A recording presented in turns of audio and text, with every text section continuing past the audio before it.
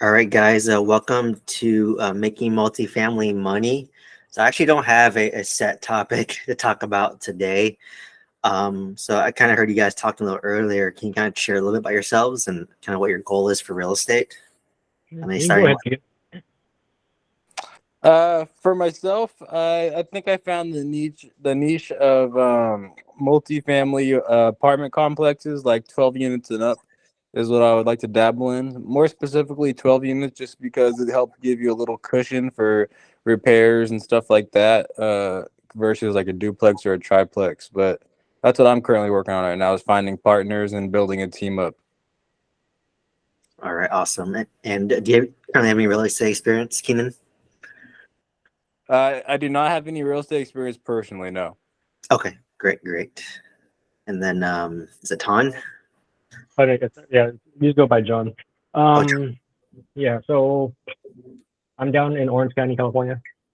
Um, I am licensed as a real estate agent, but the last 3 years I've kind of taken off. I haven't been doing that much at all. I've been taking time to build ADUs and whatnot. Uh, two for myself, and then a handful for my parents. But they should be done in about 2 months or so. And after that, I'm gonna be really bored, and I'm gonna need to figure out something because I don't have like a full W-2 job or anything. So yeah, I need to qualify and whatnot. Multifamily out of state is interesting, but of course it's kind of scary too because I don't know. I'm used to doing everything myself, physically, like demo, plumbing, electrical, flooring, stuff like that too. So oh, that's wow. the hard part. Yeah. Okay, so John, how many units do you currently own? Out of Me, I only curiosity. have two. Me, I only have two, but my parents like 20. So two, and then you have ADUs in both of those? No, so I have one with an ADU, and then we have like another 18 with like four more ADUs on them. Okay, interesting.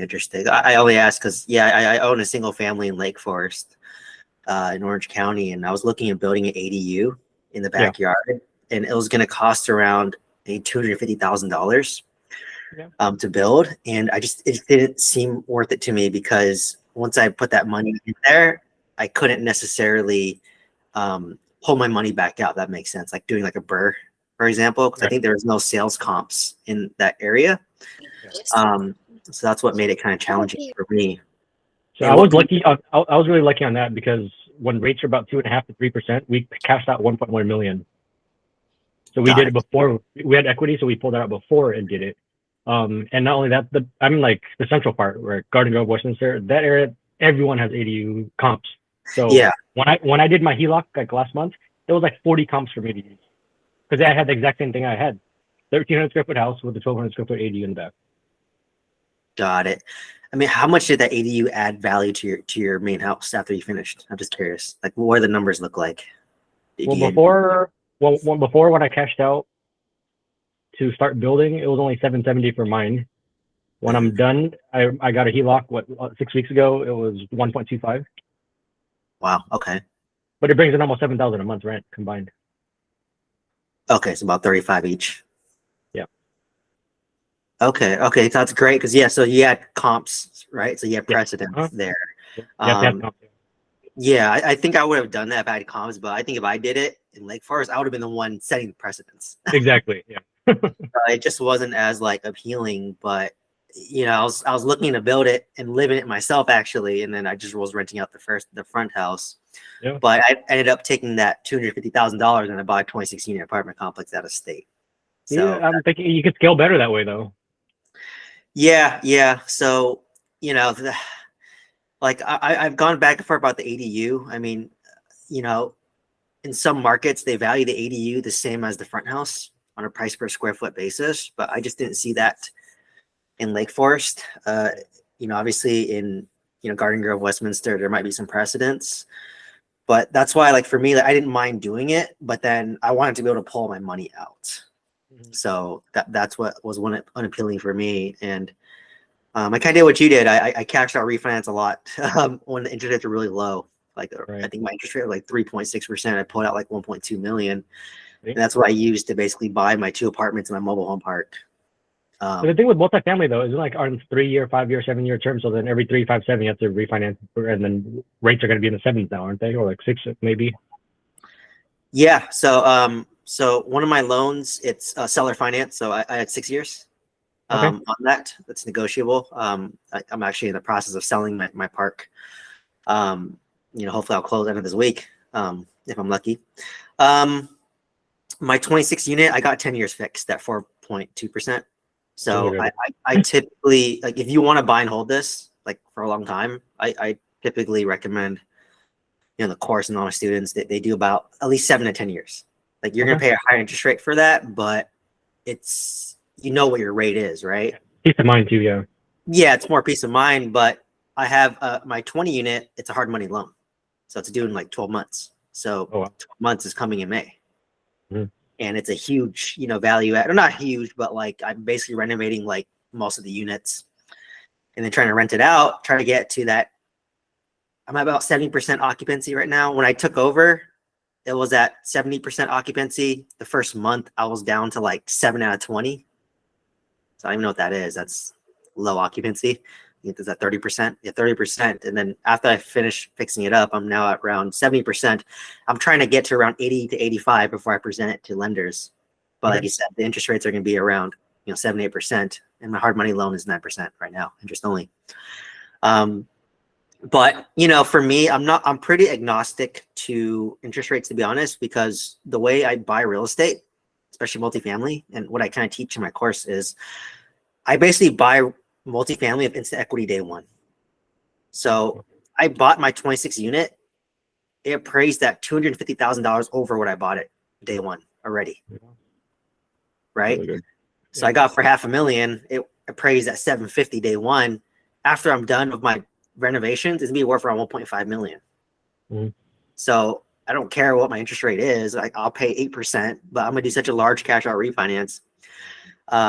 That I'm gonna pull my money out, my down payment, my renovation costs, all that. So obviously if your interest rate is higher, what does that mean? It means your debt service coverage ratio is to hit that debt service coverage ratio of 1.25. That means you're gonna have more cash flow. That means that your loan's gonna be less, so just the value might be a little bit less, so you might be able to pull out less money, right? So if interest rate's 3% versus like 8%, I can pull out a lot more money if it was a 3% loan versus an 8% loan. So that's the way I see it. But then, it's going to be, like you mentioned earlier, about 5 to 10 years. Another 5 years, I hope to raise the rents, add more value, and then do another cash out refinance. So that's how you do multifamily. You cash out refinance every like 5 years. And hopefully it went up, right? Like rents go up because the value of the apartment is based on how much rents you're getting, right? Your income. So the more you raise your income, the more the value goes up. So I hope over the span of 5 years, you're raising your rents, right? Mm-hmm. Forcing your values to go up. So it kind of forces you to kind of stay on top of it and manage it very well. Versus single family homes, it doesn't matter how much income you get, like if you can get $7,000 a month, you can get $20,000 a month. At the end of the day, when you go to sell it, it's based on the sales comps. Right. So well, see, my philosophy is never sell. So like it's just like an asset where it's gonna be worth like 2 million when 3 million when I retire, in 20 years, and then it's gonna generate me 12,000 a month doing nothing.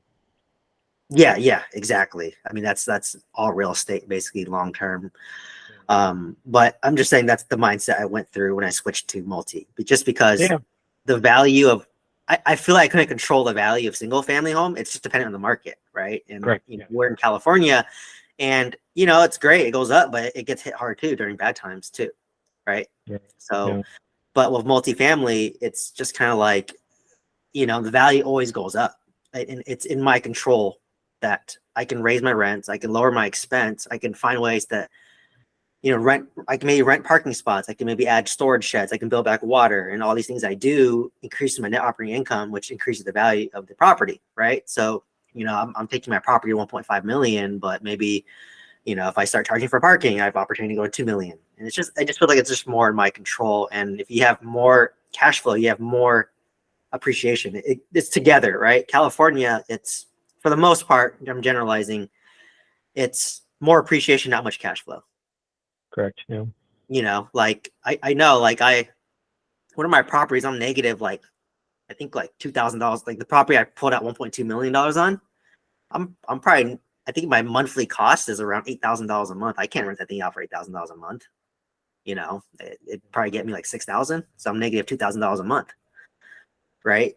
So I think it really depends. But that's why, you know, I own like 5 single family homes in California. So I just completely started there. But then I went to estate multifamily. But what's nice about single family homes is they're like piggy bank. So let's say one day you want to trade up, right? Let's say you want to sell that single family home, you can 1031 into a larger apartment complex where you can get, you know, if you have like $500,000 of equity in there, you can probably get like a $2 million apartment complex, which can probably be like maybe 30 units to 40 units in the Southeast. So it just really depends on the model. But for me, once I made that switch, because I think I was just like you, I was doing all myself. I mean, I wasn't renovating. I'm not handy at all. Like, I tried to fix a toilet one time. It took me 8 hours and I still did it wrong. Ended up calling a plumber, right? So it's just not my skill strength and not what I want to do, right? That doesn't really interest me. But if I wish I was into renovation, because what I would do is I would buy homes, live in it, and fix it myself as I'm living in it, if I was handy, right? That's a great way to like live in it. You do a BRRRR, or you force value, you sell it, and since you're primary residence, you get a lot of tax deferrals, right? If you're single or married, you get, you know, additional, I think it's like 150 to 250K or something. My last question before other people can talk, like, how do you like trust your team to like manage? Because people are actually very incompetent when I feel like, you know, having to trust them and with like making decisions on renovations, materials, quality of stuff, you know, finishes. Like, how do you do that? I can't get myself to do that.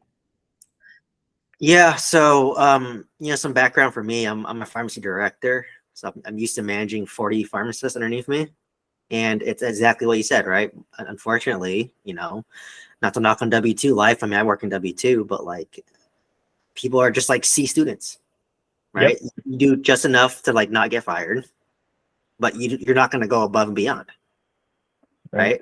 You know, I was always that A student in pharmacy, you know, and then moved up and then got laid off. And I was like, oh my God, why am I spending all my time and effort for this profession that just can lay you off that easily, right? And I work at a hospital too. So, you know, I think to trust people, I think number one, you have to really know your stuff yourself, right? So like, obviously, like, I don't know how to like renovate things like a unit, but I renovated 40 units over the past year, you know, all while trusting people. For me, it's just really, I kind of hone it down in my course, but like I do a pretty long interview process for my general contractor as well as my property management. It's a pretty long like process. You know, I ask like a lot of questions. I think it's about 10 questions, and I'll interview like 20 property managers. I'll pick my top 3, right? And the reality is, as you mentioned, 90% of your contractors and property managers are bad. Right. So I can do all my due diligence I just went through and still hire someone that's terrible. Right. So I think for me, it's just kind of knowing how to work with them. So I'm a little bit more engaged as an owner compared to most people. So what I do is a lot of times, like if I'm interviewing my property manager, I just said okay, my goal, I share them my goal, right? I'm like, okay, I'm buying this property. I'm going to renovate all these units. I'm going to raise the rent. I usually ask them, okay, what do I need to do to renovate this to get the most amount of rent? How can I spend the least amount of money, make this tenant proof, and get the most rents? Because the higher rents I get, the more the value goes up. I'm going to do a cash out refinance, take all my money out, then go buy another apartment complex. And guess what? If you're good, you can manage my second apartment complex I'm buying. Right. So I kind of set that precedence up front. And then number 2 is I'm very systems oriented. Right. I'm a pharmacist, I'm OCD. So like for me, I usually like to ask them like, okay, well, like this is my vision for renovating it. Like, how do you recommend I do it for Oklahoma? I invest in Oklahoma, but I live in California. And, obviously in California, as quartz countertops, LVP flooring, very popular, right? But in Oklahoma, they may not care about any of that. Mm-hmm.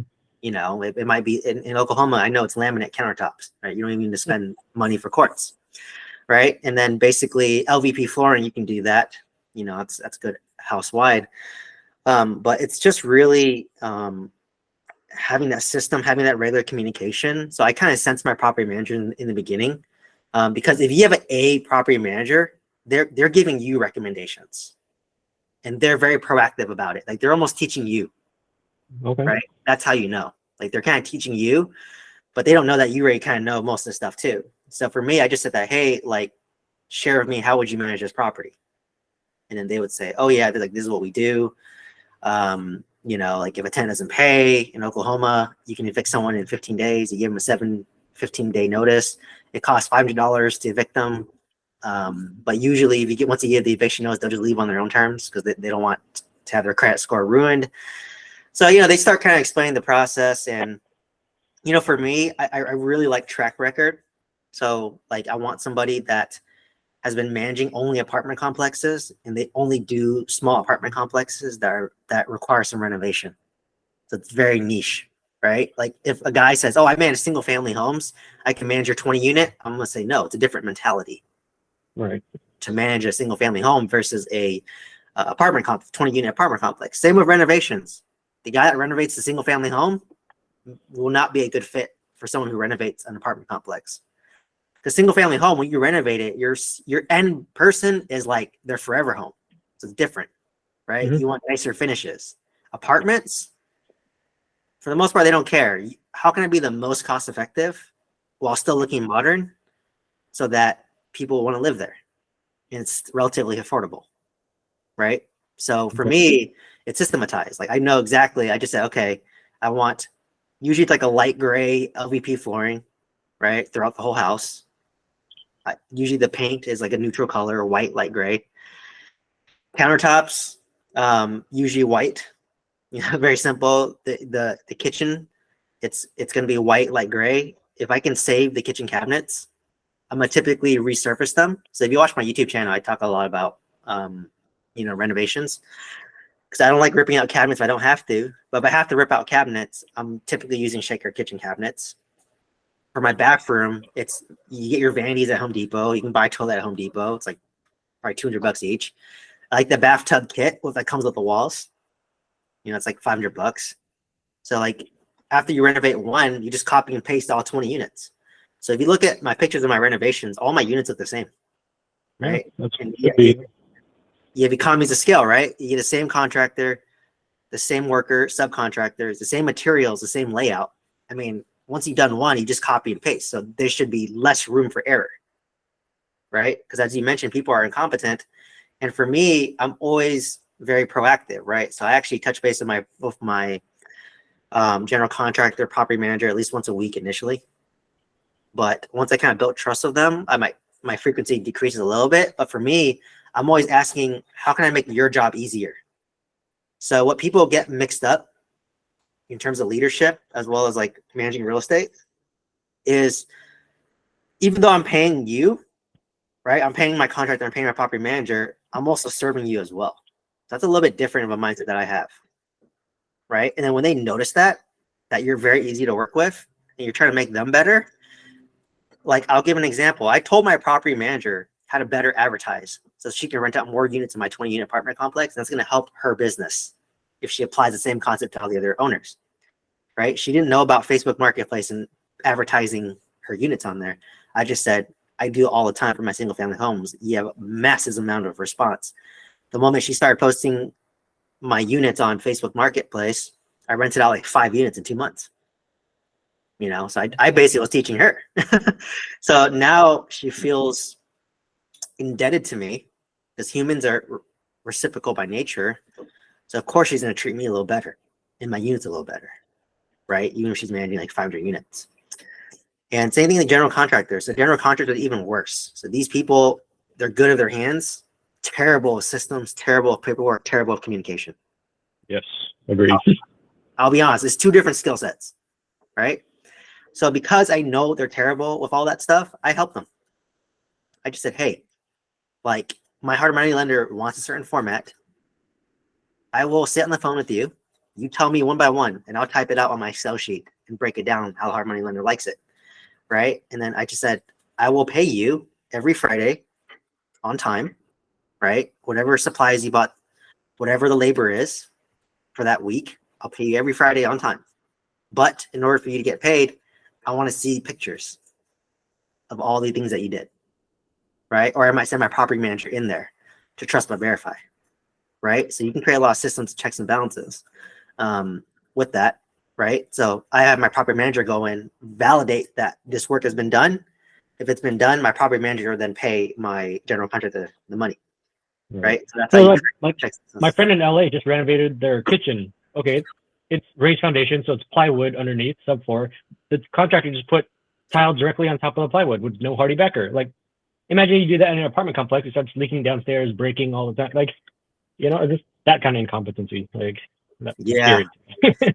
Yeah, I mean, so the issue that people have, like, obviously you can't scale to like 90 units like what I own if you did everything yourself, right? I mean, that's Right.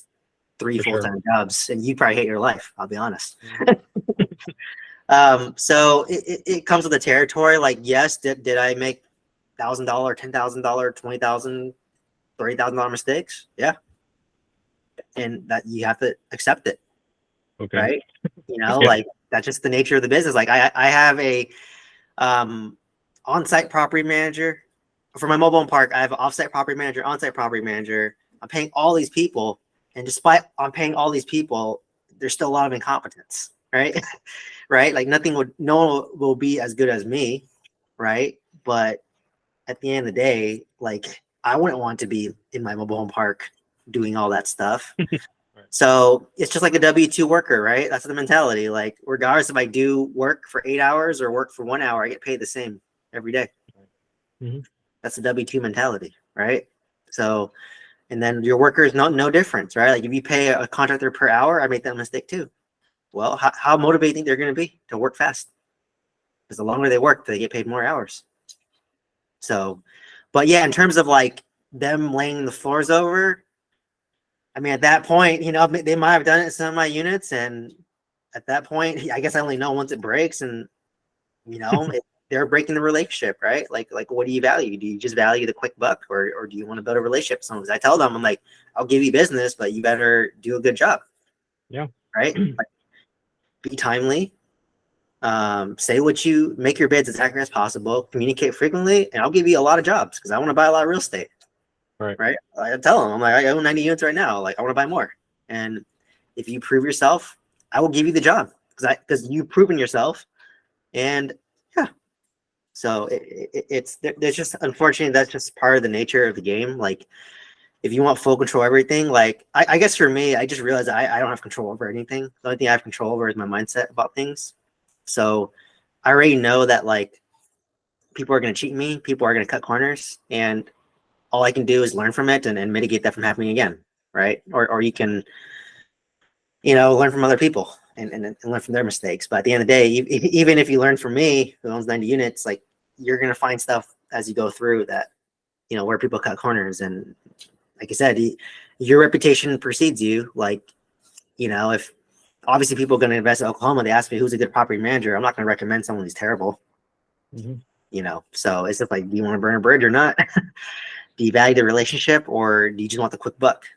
So, it's unfortunate, but like I said, if you look at big picture, I have the potential to make $1 million off of my 26 unit apartment complex. Would a $50,000 inconvenience deter me away from that?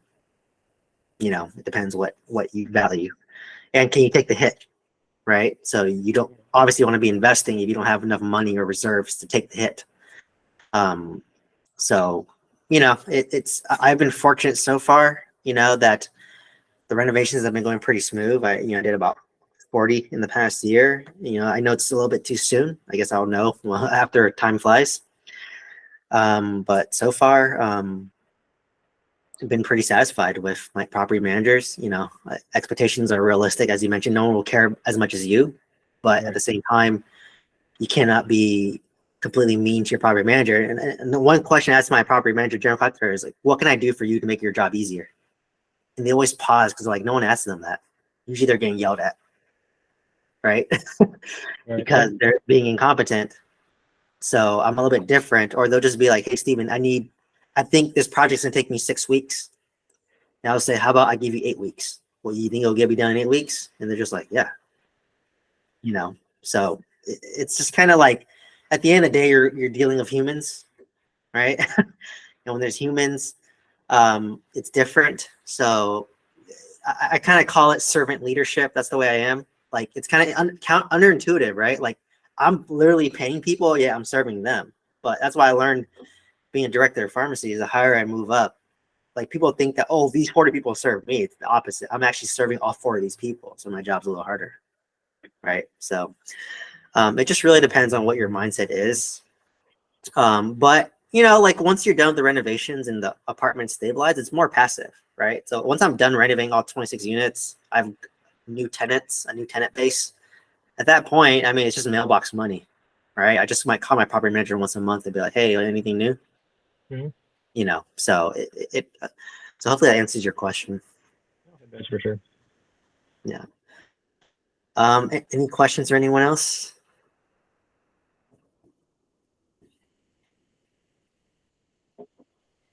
Even I'm not sure if that would be for today or for next time or maybe for some time, but I would love to just see how you evaluate the properties, that either, being sent by brokers. I know you don't work with brokers, you work direct, but like, I'm just curious, like how you do it, like what thought you put into that and things like that, if you wouldn't mind sharing.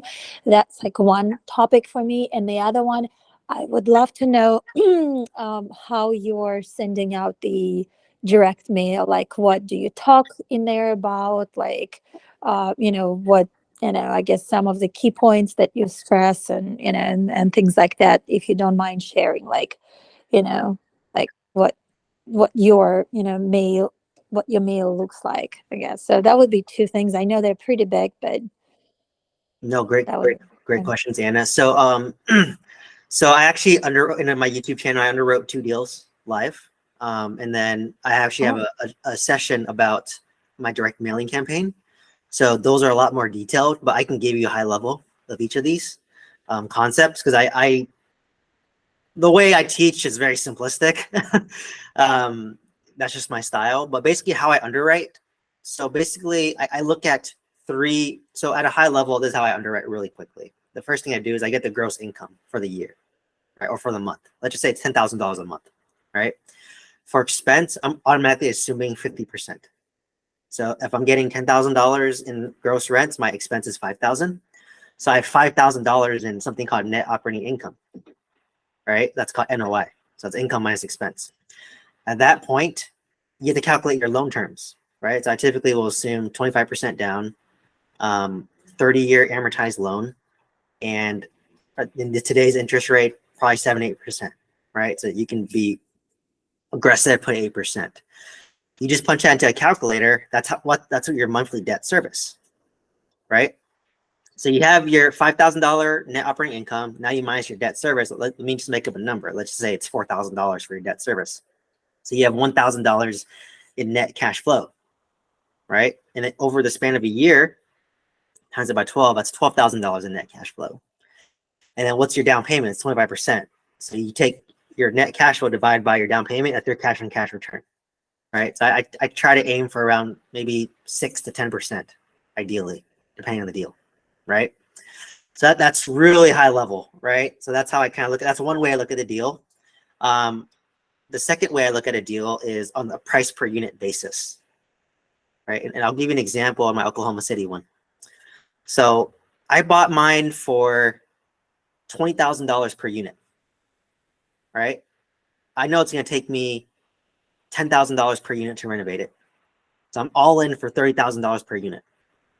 It's going to be worth $50,000 per unit, right? So each unit that I renovate, I'm forcing $20,000 in appreciation, right? So basically, that's a pretty good cushion. So I know that if I renovate all 26 units, the value is going to go up significantly. So that's another way that I look at it. So it's on a price per unit basis. So, let me kind of pull up my calculator here. But basically, my example, so I bought for $20,000 per unit, right? I'm putting in $10,000 a unit of renovation. I'm all in for $30,000. And if it's worth $50,000 per unit, I'm basically all in for about 60%, all in cost. So if you do a cash out refinance, it's 75% loan to value. So what does that tell me? I can probably pull out all my money. I can pull out my down payment. I can pull out my renovation costs. It's like a big BRRRR, right? A big buy, rehab, rent, refinance, repeat, right? You're just doing that on a per unit basis.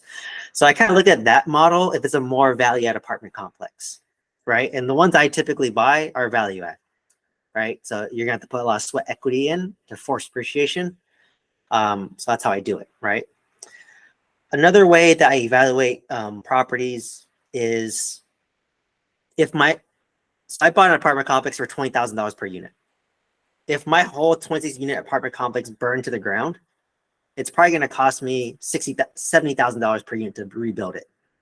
So you have a delta, right? So to rebuild it brand new, it's $70,000, but you're buying at $20,000. So it's $50,000 below replacement cost. So that's your margin as well, right? So I kind of factor in all those when I analyze a deal. It's kind of more of an art, not really a science. I used to be very fixated in like the 10% cash and cash return, but what I quickly realized is when you take over a property, let's just say I'm cash flowing $1,000 a month, but I know when I take over that property, I'm gonna have 2 tenants leave, and each tenant's paying $500. Your cash flow is now at zero. You're breaking even, right? If you have something break down, which it will, now you're negative cash flow. So for me, it's really, are you buying right with good margin? And do you have the ability to force appreciation? That's for value add. If you're buying turnkey real estate where everything you're paying top market, at that point, I would aim for like a 8 to 10% cash and cash return. So I think in the next session, I have like 2 deals sent to me by a broker. I'd be happy to underwrite it quickly next week if you hop on next week. So I'm happy to go more in depth about that.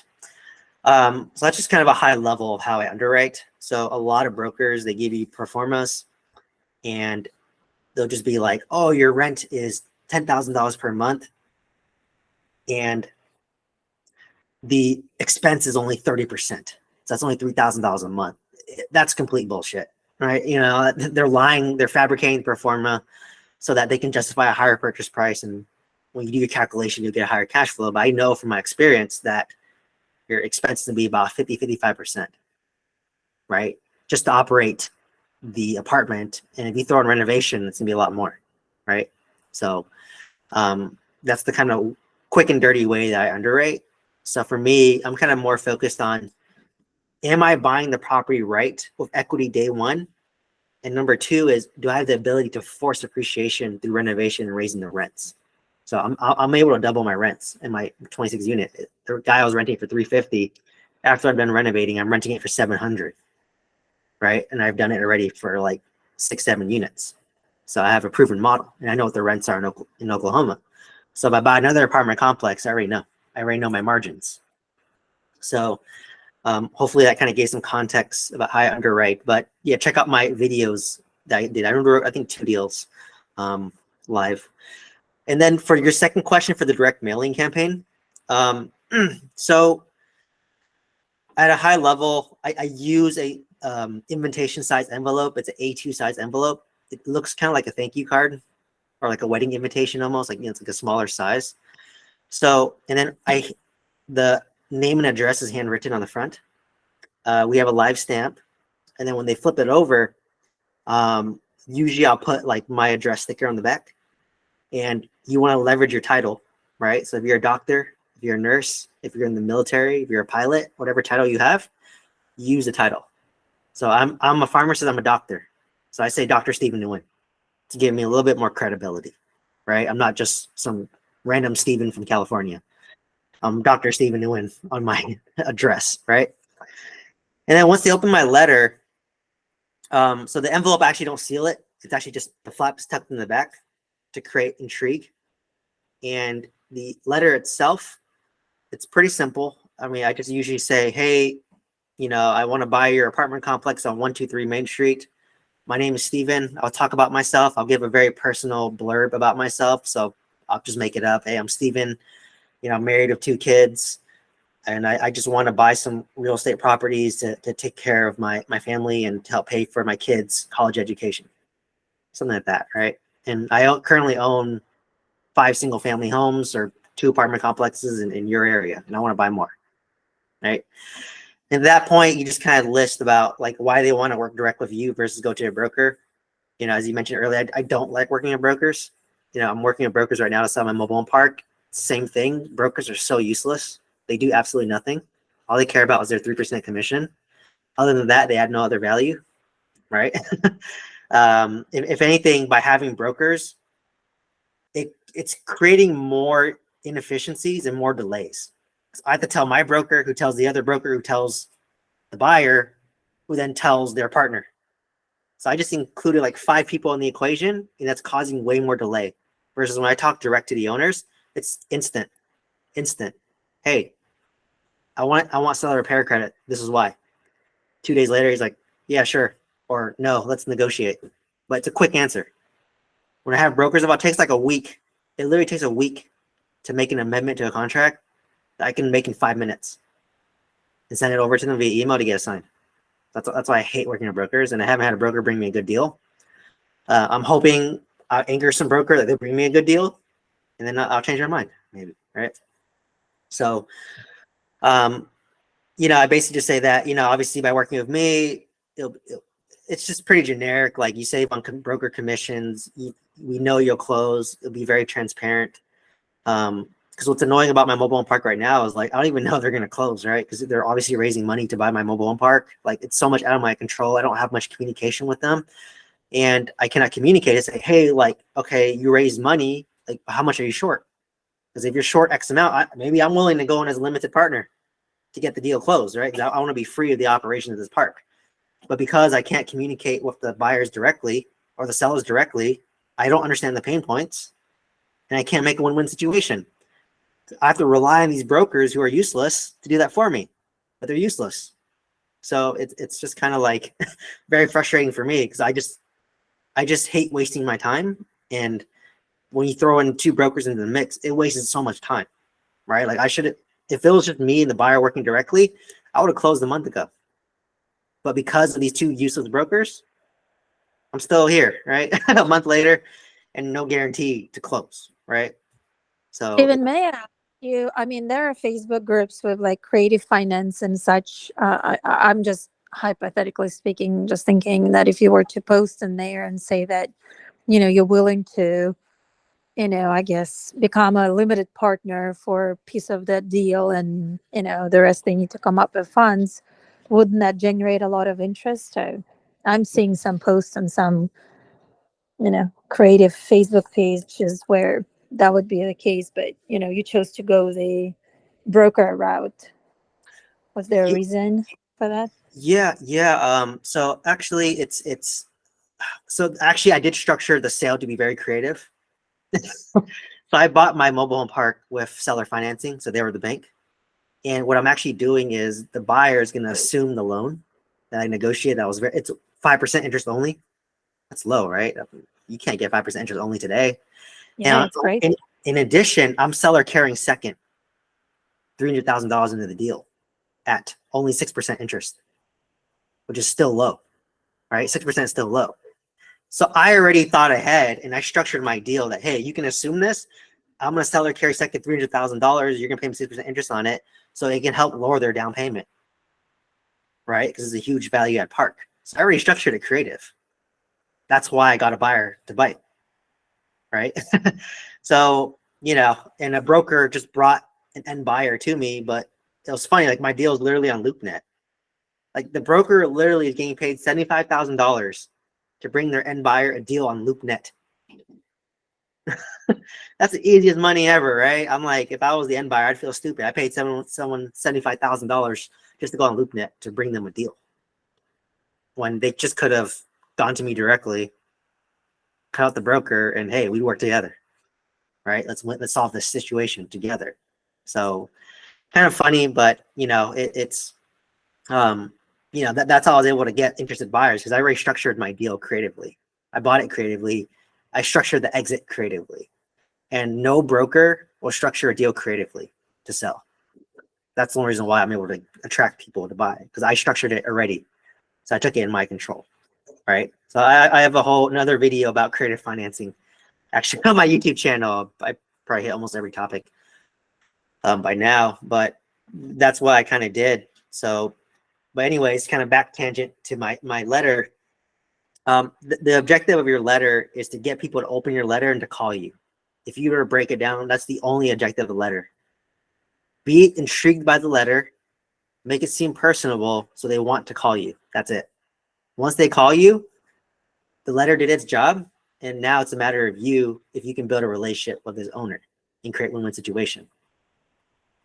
Right? So that's the easy part. Easy part's the letter. So on the letter itself, I usually handwrite a call to action. I'll say, hey, John, call me. This is my number. Right? It feels very personalized. I hand sign my signature, or I pay someone to hand sign my signature. I don't sign it myself. So it feels very personal, and you just have to be very consistent. I have a lot of students, they're sending mailers right now. Response rate's about 1 to 3%. So if you send 300 letters a month, which costs around maybe 550 to 600 to give you a ballpark, you're going to have about a 1 to 3% response rate. So that's about 3 to 10 letters a month, right? If you're investing in a more competitive market, 1%. If you're in a less competitive market, 3%, right? So you have to be consistent. It's very discouraging, but you just have to keep on doing it. And it just takes one deal. You buy one deal great off market, that wipes out all your marketing costs, right? Like I spent, I think, I used to know the number. I think I spent around $3,000, but I made $250,000 equity day one of my first deal, right? Will I ever get that deal again? Probably not. But one deal is enough to justify all that marketing, right? So you just really have to be consistent with it. And like a lot of my students, they'll send like letters for 2 months, they get discouraged and they stop doing it. And I said, you got to keep on doing it, or else you won't have that compound effect. Because a lot of people, they get the letter, they'll throw it in the cupboard, right? Or if they keep on seeing it, they might get, you're buying situations is what I kind of emphasize. Like when I got the letter to sell my apartment at the time, I was okay. But maybe 3 months later, I'm going through a health issue, and now I'm more motivated to sell. So you're buying situations, you're not buying real estate. As long as your letter arrives at the right time in the right situation, that's how you win. So, you know, hopefully that answers your question there, Anna. Yeah, it does. Thank you so much. The question is, the follow-up question is, so when you send out, let's say, I don't know, 500, 300 letters a month, the next month when you send it out, do you send it to the same addresses or different ones? Like, you know, what's your strategy? I guess, how often would you touch the same, you know, owner before maybe you stop? Yeah. So typically I'll pull my list on PropStream. If you go on my YouTube, I have a link to PropStream for like a 7-day trial. That's what I use for my data, as well as that's what's taught in my course. But basically I use PropStream, and let's just say I'm looking at Oklahoma or all of Oklahoma. So I put in all my filters, all my criteria. Like typically it's gonna be 5+ units, about 5 to 100 units. I want ownership at least 2 years. So they're a little bit more motivated to sell. And once I put in my criteria, it tells you how many leads you have, right? So it'll say, like, let's say I have 3,000 leads. And if you're mailing 300 letters per month, that's going to be 10 months to hit your whole list, right? So I'm going to send letters for once a month for 10 months to hit my list one time. And I repeat that 10 times. Or sorry, 7 times. So you want to hit each lead about 7 times. So the issue that people run into is that you have a small list of 300, you can't always hit the owners every month. It's a little bit overbearing. You're probably wasting your money at that point. So you want to get a decent sized list so that you can hit them, like, at least I'd say once every 6 months is kind of the sweet spot based on my experience. So you want at least 1,800 leads if you're doing 300, letters per month. So that's what I kind of recommend. It's just like asking someone to quit smoking. You have to ask them 7 times on average before they even consider it. So it's at least 7 times that you're hitting them. And, the ones that call you, you have to follow up them too, right? Because a lot of people, they'll call, they're not motivated. I still have a lot of people that called me back when I was marketing a year ago. And when I'm ready to buy real estate again, guess who I'm going to reach out to first? I'm going to text those people that reached out to me way back to say, hey, are you interested in selling? Or do you know anyone interested in selling? So it just really takes consistency, and that I have a lot of success of direct mail. To the point where, obviously I offer a mailing service now. I'm a little more expensive if I do it for you, but the struggle that people get is that most of my students only send letters for 2 months. But when people just pay me to do it, like it's already paid up front and I'm just going to do it for you. Right. So it just really depends on your motivation. Obviously if you can do it yourself, it's cheaper. If you pay someone to do it, it's going to be more expensive, but it's going to get done. So it just really depends on your situation for that. And it's just really requires you to pivot a lot, right? Like you send a letter a certain way and you're not expecting a certain response, but you just slightly tweak your letters to see what works. So it's a lot of testing as well. So once again, it's more like an art versus a science, but I get a lot of like cold letters in my mail trying to buy my properties. They're terrible compared to like what I'm doing. And I just feel so bad as I know how much money they're spending to do this, but I'm like, it's clearly not effective at all. So yeah, that's kind of been my experience so far. Cool. Thank you. Great. Any other questions from anybody?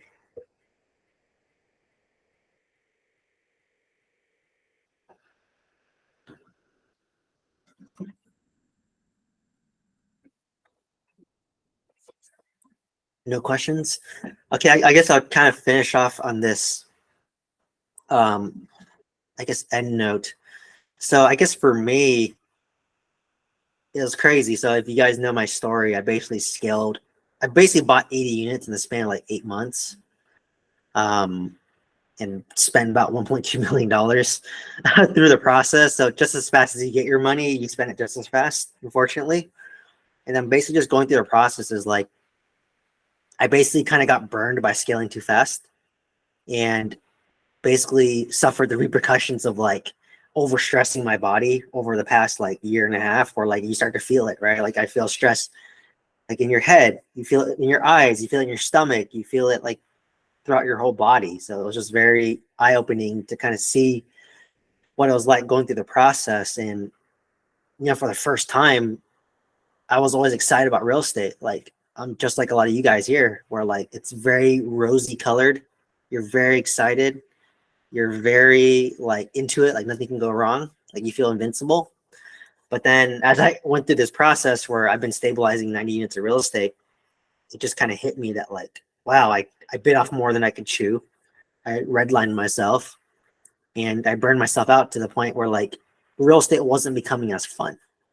Right. And then when it becomes a point where you're not as fun, you're not as creative, right? Like when you're stressed and anxious, it clouds your mind, right? So you cannot respond to problems that happened as well, and problems will always happen.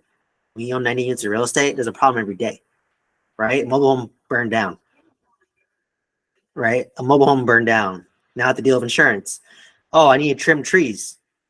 $7,000. Oh, there's a hurricane or a tornado that went nearby in Alabama.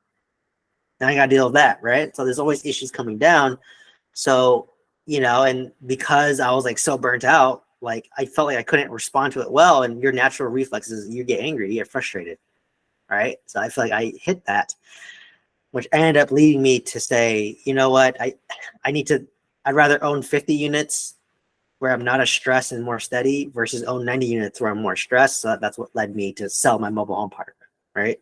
Like I need to double down on apartments, fight shiny object syndrome.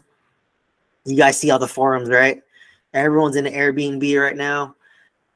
Self-storage. I know people who own like Airbnb, self-storage, mobile home park, apartments, single-family homes, midterm rentals, corporate rentals. They don't like sound like that sounds terrible because that's so complicated, right? Owning 90 units in itself is already complicated. If you throw in like 7 different asset classes, you're gonna be even more miserable, right? So kind of my message lately has been just pick one niche and go deep on that one niche, whatever that one niche is, right? And for me, it's apartments in Oklahoma. So once that mobile home park is sold and my 2 apartments are stabilized and I have my money back, I'm going to double down in Oklahoma because I know the market so well. It's so easy. I have a team there. I have a system there that I could buy more real estate and not even be stressed. at that point. Versus if I try to go in self-storage, new asset class, new learning curve, it's gonna be stressful for me. So that's just kind of what hit me hard the past couple months, was just dealing with that burnout. And I still work full time, right? Like I still work full time as a finance director. So like I've been working, Jesus Christ, like I almost work every day for like 10 to 12 hours a day for the past like year. So, you know, that's what it takes, right? But obviously once I stabilize this, I set myself up for the rest of my life. And that's the goal, right? I'm in my early 30s. I'm hoping to sacrifice a couple of years in my 30s so that when I'm in my 40s, 50s, 60s, it's going to be a lot easier. So I just like to give that context that it's really hard. It isn't be a grind, but if you can get through it, it lays a foundation for you. And the key is to be very consistent versus intense. So I went very intense, right? I bought like 80 units really fast. And you heard about people like, I know a lot of syndicators who, Jesus Christ, like they scaled to 1,000 units in like 1 year. But to me, what's scary about that is if you make one mistake, you made a mistake in 1,000 units. Versus if you just buy like a 10-unit apartment complex and you make a mistake, well, you just made a mistake on 10 units. So kind of the message is it's okay to like, take your time. It's okay to like scale slowly. And it's okay to like dip your toes in first. Just do one deal. Even if it takes 5 years to stabilize, once it's done, you'll know if you like that deal or not. And you know if you can scale around it, right? So just don't get caught up in the numbers of like, oh, this person owns this many units. This person does this. Because I got caught up in that. You know, like if I told people I own 90 units of real estate, people say like, you're retired. I'm like, no, I'm working harder. I feel more poor today than I did like 3 years ago when I had like maybe 3 units, right? I feel more poor at 90 units than I did on a 3 because I'm constantly dumping money into these units to renovate it. So it's okay to go slow. Like you said, it's a marathon, not a sprint. I wish someone taught me that because I was sprinting. Like I was so focused on like buying deals. And what's crazy is like I had another offer on a 4th deal, but it fell through out of due diligence. But if I bought that, I'd probably be at like 150 units and probably bankrupt, right? At this point, right? If I bought that deal. So, you know, overall, it's really okay to just take your time. It's a marathon, not a sprint. And it's okay to try, right? Like, I don't know if I like mobile home parks or not unless I've done it. You know, I've done one. It can make a lot of money through equity, but it's a lot of work. It's probably the most work ever, right? Like single family homes like here, apartments here, mobile home parks like way up here in terms of work, right? And I'm paying 2 property managers to manage it. And despite that, I'm working the most. Apartments, 1 property manager, 1 call a week for like 10 minutes at this point. It's easy, right? So it's just really being self-aware of what you want to do and what your goals are. So that's why right now I'm not really interested in being a syndicator, because like I don't want to respond to people to like, hey, like why is this investment taking so long? Like I just want to do it at my own pace, do it on my own terms. You know, that's why I say right now, but maybe later down the road I might change my mind. But you know, when people say I syndicate, I own 5,000 units, but you know, they might own like 5% of 5,000 units, which is impressive still, but you know, it's basically a different business model and it's basically a job, right? So you have to know, like, can you handle managing a lot of people's money and doing the deals, right? And would you be able to sleep at night if you lost your friends and family's money, right? I feel like for me, I can't. The answer for me would be no. But if I have a proven system, like in Oklahoma, like down the road, and I have a strong team there, I would feel okay raising money to invest there because I already proved everything out. It's less risk for people investing with me, right? So, but I think a lot of people that start off, they're caught up like, oh, I have no money, I need to raise the money. But in reality, you got to grind, get that money, build your track record, build a system, build a team. And once you have that, then you can ask people to give you money and they'll comment about you even asking, right? So that's kind of a realization that kind of hit me recently.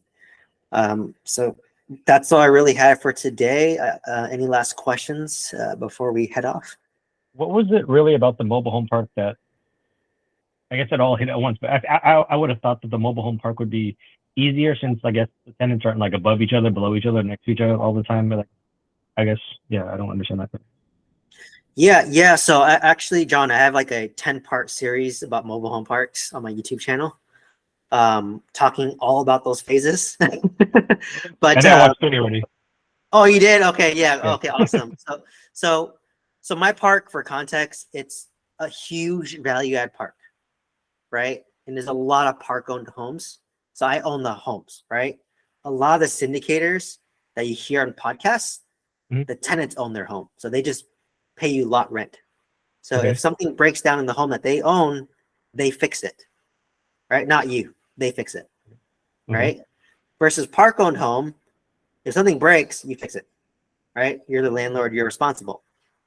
So it really depends on your market. In the Southeast, it's mostly park owned home models, right? Because people can't afford to own these homes or these mobile homes. So what you typically have to do is you do a rent to own model. And at that point, you try to sell them the home. So they become a renter, then become owner. If you watch my videos, I'm not sure if it came out yet, but the success rate of rent to own is very low, 20% Okay. at That's best. fine. Okay. Because being a renter and an owner is a different mentality, For sure. right? Rent to own sounds great on paper, but the moment the water heater breaks and it's $800, most Americans do not even have $800 in their bank account, Amen. right? They live in paycheck to paycheck. The moment that happens, all of a sudden they want to break that rent to own contract, right? So what I realized for mobile homes was it's not as much, the ones I was doing, the value add ones, it's not much cash flow. Like I'm negative cash flow on my mobile park, but how I made money is appreciation, forced appreciation. So for me, I just decided to cash out. That's what I want to sell, right? So in my case, my profits is trapped in a second lien position if I close on this deal. So to me, it's a lot more work. And what's hard about mobile home parks is property management. There's not many property managers out there that do mobile home parks. You can't just get a property manager for apartment complex to do mobile home parks. It's a different mentality completely. And if you have a terrible property manager, you can't just fire them and find a replacement easily. It's even harder, right? If it's harder to find property managers in apartments, it's even harder for mobile homes. And usually the mobile home park property manager is someone that lives there in the park. They're going to have a low education. You're paying them $30,000 a year at most. They don't really know how to do much, right? If you're lucky, they might be handy. They can fix things here and there. But for the most part, they're not really going to be very systems oriented. So it's like almost talking to like a kindergartner. Yep. Okay. I see that. Yeah. Right. So to me, I thought about this. After I sell this park, would I do mobile home parks again? I feel like the answer would be no.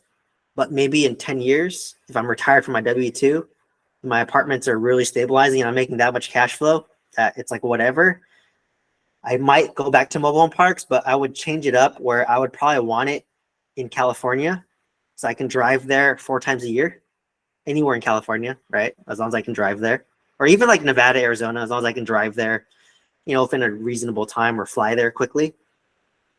And I would want tenant-owned homes and city water, city sewer. So I never understood why the large syndicators said that. It's just a lot simpler. And I would probably want to buy a park that's already turnkey, to be honest. Like I wouldn't mind paying fair market value and have it turnkey. This is a lot of work. Like it's a lot of work. And if you invest with syndicators, I wouldn't invest with any syndicator unless they're like one of the top 5 mobile home park operators. That's it. If you want exposure to that, that's an even easier route. Just Google top 5 mobile park syndicators and make sure they're vertically integrated. So what's vertically integrated mean? They have their in-house property management, in-house renovation, in-house installers. Because all those bullet points I just mentioned are points of failure and points of delay, and I experience all of those. Dealing with property management, it's hard. At best, you get a C, and that's the best you can do. C property management. Managing general contractors, they quit left and right. Like I've probably had in the span of 1 year, I probably had 6 quit on me. Mhm. In terms of the installers, you have the mercy of this installer. If they're busy, if they get injured, they get sick, you have no installer. You have like 10 homes sitting there waiting to be installed. Right? So that's the way I would invest. So by doing a mobile home park, I know what to do if I were to invest again, or if I were to invest in a syndicator, because I know how to vet them. I just kind of gave you those nuggets there. Is they better be very vertically integrated and just choose the top 5, because mobile home park is as hard as it is. You might as well use one of the best, right? Like I wouldn't invest with someone brand new. Like even if I was like raising money for my park, I wouldn't invest with me, right? So, and it's mostly a forced appreciation for value add. But if you buy, a turnkey park, like it might cash flow day one. It has a lot of tax benefits to it. But it's a lot of work. But if you can do the work, you can make so much money, right? Like I bought my mobile home park for like $1 million. If I fixed it up all the way to 200 lots, it'd be worth like 10 million plus. Wow. But you need a full team, and it's gonna take you 5 years to do it. Yeah, which is not that bad. Yeah, but you have to really know your stuff, right? And be willing to dump in a lot of capital and not see any positive cash flow whatsoever for a very long time. Got it. And if you can handle that, great, right? You can do it. But for me, I would probably want tenant-owned home somewhere in California and kind of turnkey if I were to buy one again. But the question becomes, why, if I'm so great at apartments in Oklahoma? Like I could just do apartments in maybe California down the road, right? So I kind of gamed, like, it's not worth it for me to like do another asset class. Like it's just keep it simple, stupid, right? Like that's my motto now. Like just do one thing, do it very well for a very long time, and you'll be very successful doing it. Mhm. Right? Like there's a lot of I cannot buy all the apartment complexes in Oklahoma. I'll be very wealthy if I did that. So that's just kind of my realization that I went through. But I get it. Like a lot of investors were very shiny object syndrome, and I was too. Like I did e-commerce, Amazon e-commerce. I lost $30,000. I opened up a pharmacy for myself. I lost $30,000. I've done everything. I'm like, why was I doing this? I was wasting my time, right? And I'm wasting my mental energy. And this is taking away the mental energy for me to enjoy and relax, or mental energy from managing my apartments well. So it's not worth it, right? In terms of your time, in terms of your energy. So that's what I kind of really realized, like these past couple of months. I'm like, what was I even thinking? Like the stress that like this e-commerce store that I had was causing me wasn't even worth it. I'm like, I'll just take $30,000 loss, MBA and hard knocks, never do it again, just focus on real estate, right? It's just kind of, sounds cool to say, but in reality, just do one thing for a very long time, you'll be very successful at it. Is it possible to get into multifamily without a W-2 job though? Like, does the property qualify itself? Like, what are they going to use 70% of actual rents right now to qualify you to cover PITI? Like, how does it work? If I don't have Yeah, so they just look at the debt service coverage ratio. So it has to be greater than 1.25%. So you just take your throughout the equation, I think it's the net cash flow, divide by the monthly debt, and you want a 1.25 ratio. And they don't really look at your W-2 as much in multifamily unless you get a recourse loan. And typically it's gonna be a lower interest rate. But if you do a non-recourse loan and they don't look at your like W-2, your debt to income ratio, you probably have to pay a 1 to 2% higher in terms of interest rate.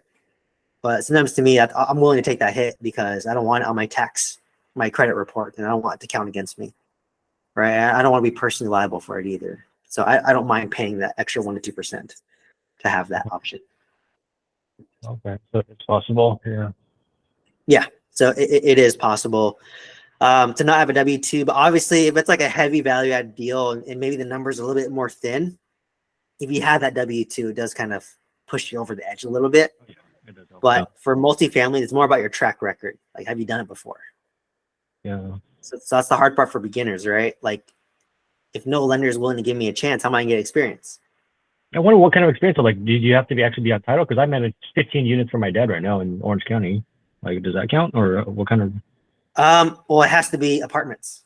Yeah, They it's don't a 15-unit apartment complex. Oh, okay. Yeah. So, I But mean, I don't own it myself. Like, I just manage it, everything. Like, yeah. So you can speak to that, right? So, like, you say, well, hey, I manage a 15-unit apartment complex for my family, and you can say, well, my property manager, I leverage them too. Like, they've been managing apartment complexes for 20 years, and they currently Yeah. manage 500 units, right? So you want to leverage what's around you until you have your own track record. So yeah, you could use that. You could say that I manage this myself, and yeah, that counts as experience. It's just telling a story to the underwriter. yeah, for sure. Yeah. I mean, So, yeah, I got $150,000 HELOC 6 weeks ago, and my DTI was 80%, and the credit union still did it. oh yeah, I mean, Just based on the story I told, like, you know, it's a 1,200 square foot ADU, cash flowing $3,400 a month. Even though I have zero income, basically, well, you know, very little. Like, it's 80% DTI, and they still did the loan for me. which bank did you use? Schools First Credit Union. First Credit Union? Schools First. School First Credit Union? Yeah. School First. Okay. I mean, was it for investment property or primary? Yeah, investment. They Oh. they used to not do it, and then all of a sudden they started doing it, and with an 80% DTI, they still did it for me. Oh wow. What's the limit, or what's the minimum? 150,000 on an investment and 250,000 on a primary. Okay. Okay. So that was School First. 7.5%. Yeah, Schools First. Oh, geez, let me look that up. I'm interested because, like, yeah, my DTI is so garbage right now.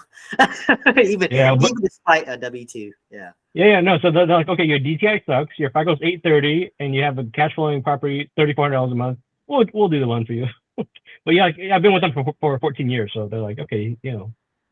Yeah, I think a lot of times if you can tell the story, it helps a lot, you know. But at the same time, it has to make because some people get you don't want to get too over leveraged or like Sure. Yeah, I just pulled it out. I don't even touch it. I didn't even draw it. I just have it just to have it, just in case.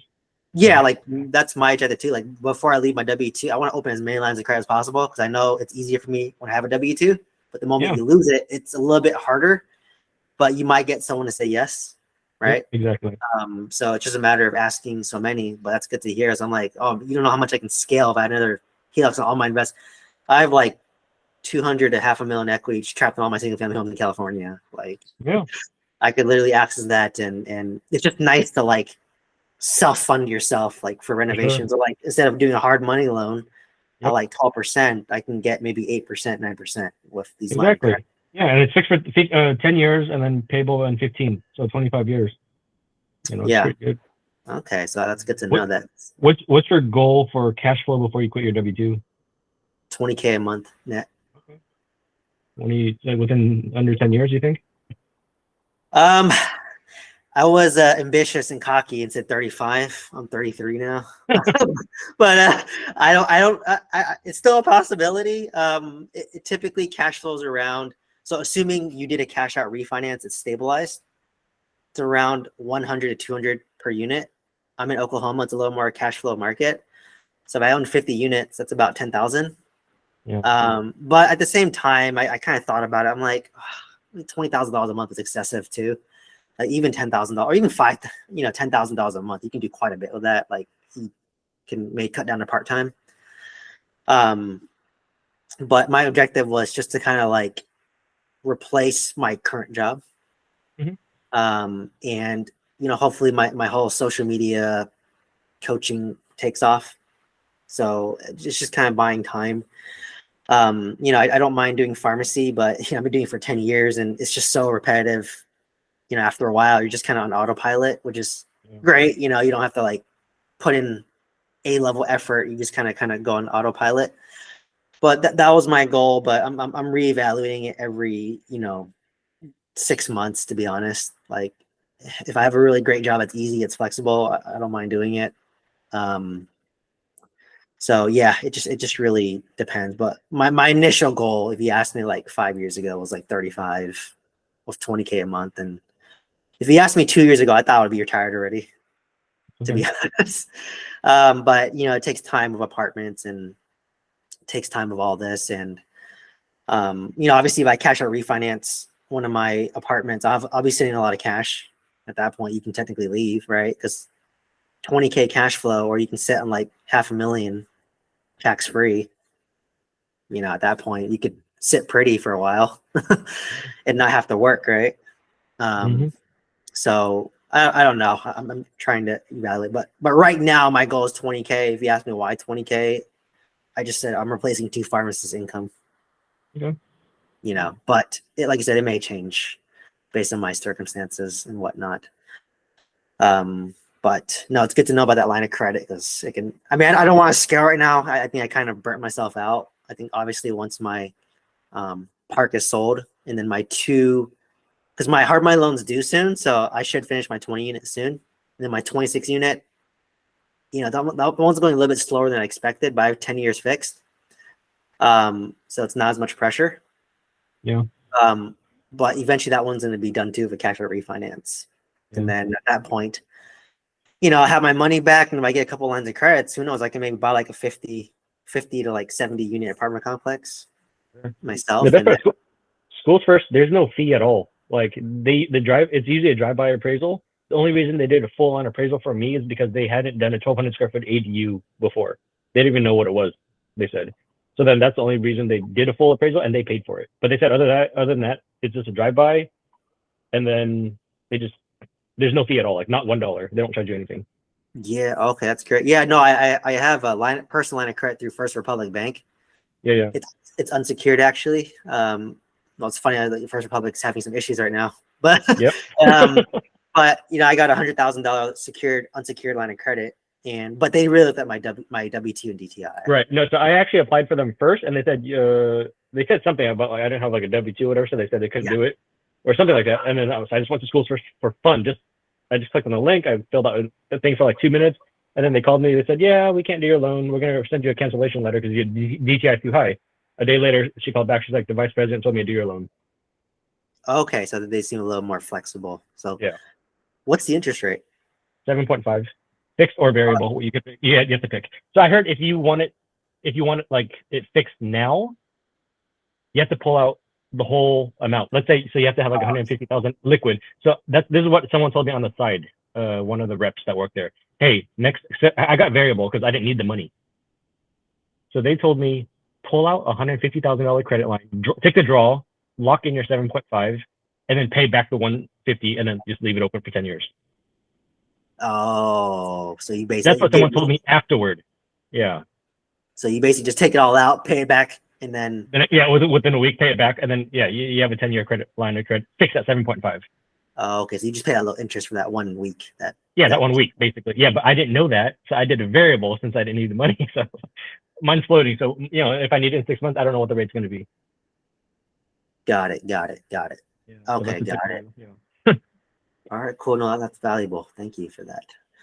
All right, everyone. Thanks for hopping onto this session. I hope to see you guys on next week, and this recording will be uploaded shortly. So please subscribe to my channel, and I have a lot of content there as well.